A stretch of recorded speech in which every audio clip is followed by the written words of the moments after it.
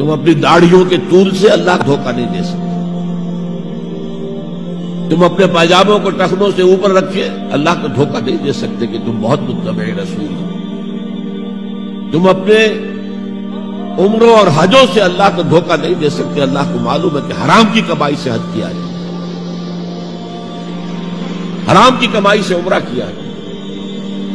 تو یہ جو جزوی اطاعت ہے کوئی اطاعت نہیں, اللہ کو قبول نہیں. آدمی سوچتا ہے کہ چلیے میں نے یہ کام اچھے کیے, یہ برے کیے, مجھے اچھے کاموں کا کچھ کریڈٹ بھی تو ملنا چاہیے نا. لیکن نہیں, اللہ کہتا ہے جزوی اطاعت منہ پر دے ماری جائے. اور جو دنیا کی سزا ہے وہ تو ہم اپنی آنکھوں سے دیکھ رہے ہیں. 130, 140 یا 150 کروڑ مسلمان دنیا میں ہیں. ذرا اندازہ کیجیے. لیکن ہماری رائے کی کوئی اہمیت ہے؟ بین الاقوامی معاملات میں کوئی ہم سے مشورہ دیتا ہے کہ آپ کا کیا خیال ہے؟ کس نمی پرست کے بھیا کیستی. ایسے بھی ملک تھے کہنا چاہیے, اب تو ان کا حال پتلا ہے. دولت کے انبار تھے ان کے پاس, لیکن ان کا مذاق اڑتا تھا مغربی ممالک.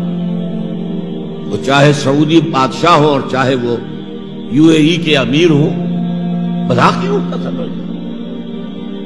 کوئی حیثیت نہیں. حالانکہ کتنا بڑا رقبہ ہے انڈونیشیا کے آخری جزیروں سے لے کر موریتانیہ تک, سالڈ اسلامی آبادی, مسلمان آبادی.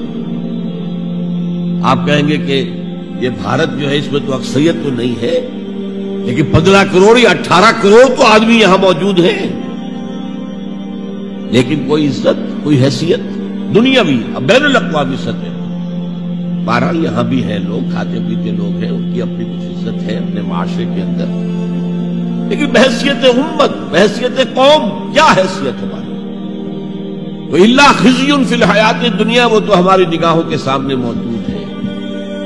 اب قیامت کے دن کے بارے میں جو دھمکی اللہ نے دی ہے, وَيَوْمَ الْقِيَامَةِ يُرَدُّونَ إِلَىٰ أَشَدِّ الْعَذَابِ, قیامت کے دن شدید ترین عذاب میں جھونک دوں گا.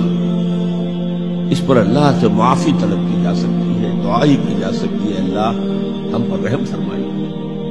یہ میں نے آپ کے سامنے رکھا ہے فارمولہ, اللہ کی اطاعت جمع اللہ کی محبت. They go to make عبادت.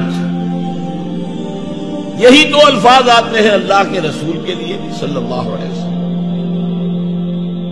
اللہ کے رسول کی اطاعت یہ تو اسلام کا بنیادی تقاضا ہے. اطیعوا اللہ واطیعوا الرسول فإن تولوا فإن اللہ لا يحب الکافرین. اطاعت کرو اللہ کی, اطاعت کرو رسول کی. پھر اگر یہ منہ موڑ لیں تو اللہ کو ایسے کافر بالکل پسند نہیں جو کفر کا فتویٰ ہو رہا. لیکن اللہ کے رسول کی اطاعت کے ساتھ محبت کو جمع کیجیے. میں نے ابھی آپ کو حدیث سنائی ہے, حضور نے فرمایا لا یؤمن احدکم حتی اکون احب الیہ من والدہ وولدہ والناس اجمعین. تم میں سے کوئی شخص مومن ہو ہی نہیں سکتا جب تک کہ میں اسے محبوب تر نہ ہو جاؤں, اپنے باپ سے, اپنے بیٹے سے اور تمام انسانوں سے.